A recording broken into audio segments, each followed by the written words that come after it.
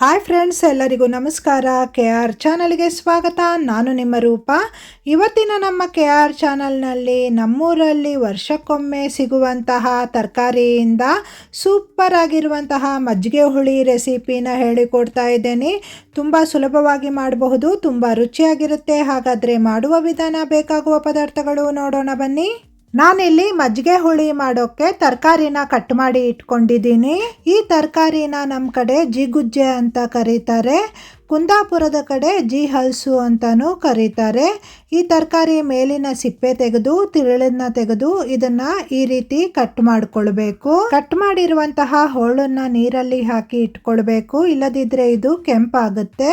ನೀರನ್ನ ತೆಗೆದು ಈ ಹೋಳನ್ನ ಪಾತ್ರೆಗೆ ಹಾಕಿದ್ದೇನೆ.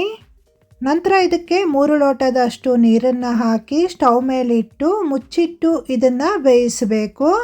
ಈ ಹೋಳು ಬೇಯೋದ್ರೊಳಗೆ ಮಸಾಲೆ ರುಬ್ಬೋಣ. ಮಸಾಲೆಗಾಗಿ 1 ಕಪ್ಪಿನಷ್ಟು ಕಾಯಿ ತುರಿನ ಮಿಕ್ಸಿ ಜಾರಿಗೆ ಹಾಕಿದ್ದೇನೆ. ಕಾಯಿ ತುರಿ ಫ್ರೆಶ್ ಆಗಿದ್ರೆ ತುಂಬ ಚೆನ್ನಾಗಿರುತ್ತೆ. ಖಾರಕ್ಕೆ ನಾನಿಲ್ಲಿ 5 ಹಸಿಮೆಣಸನ್ನ ಸೇರಿಸ್ತಾ ಇದ್ದೀನಿ.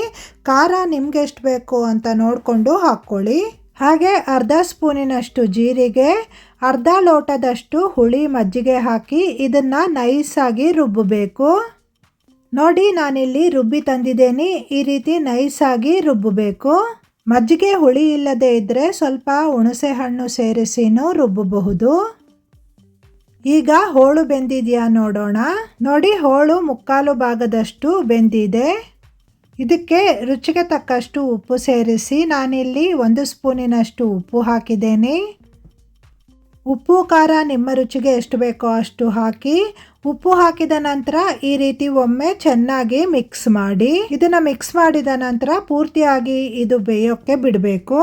ಚೆನ್ನಾಗಿ ಹೋಳು ಬೆಂದ ನಂತರ ರುಬ್ಬಿರುವಂತಹ ಮಸಾಲೆನ ಇದಕ್ಕೆ ಹಾಕಿದ್ದೇನೆ. ಮಸಾಲೆ ಹಾಕಿದ ನಂತರ ಒಮ್ಮೆ ಈ ರೀತಿ ಚೆನ್ನಾಗಿ ಮಿಕ್ಸ್ ಮಾಡಿ ಇದು ಕುದಿಯೋಕ್ಕೆ ಬಿಡಬೇಕು.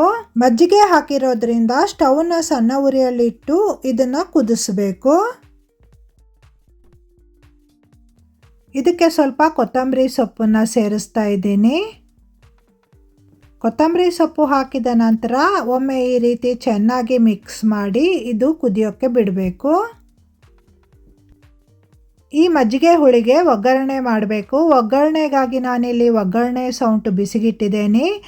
ಒಗ್ಗರಣೆಗೆ ಎಣ್ಣೆ ಹಾಕಿದ್ದೇನೆ. ಕೊಬ್ಬರಿ ಎಣ್ಣೆನ ನಾನಿಲ್ಲಿ ಹಾಕಿದ್ದೇನೆ. 2 ಸ್ಪೂನಿನಷ್ಟು ಎಣ್ಣೆಗೆ ಸ್ವಲ್ಪ ಸಾಸಿವೆ ಹಾಕಿ, ಸಾಸಿವೆ ಚಟಪಟ ಅಂತ ಸಿಡಿದ ನಂತರ ಉದ್ದಿನಬೇಳೆ ಹಾಕಿದ್ದೇನೆ. ನಂತರ ಇದಕ್ಕೆ 1/4 ಸ್ಪೂನಿನಷ್ಟು ಇಂಗಿನ ಪುಡಿ, ಸ್ವಲ್ಪ ಕರಿಬೇವು, 2 ಒಣಮೆಣಸನ್ನ ಹಾಕಿ ಒಗ್ಗರಣೆ ಮಾಡಿದ್ದೇನೆ.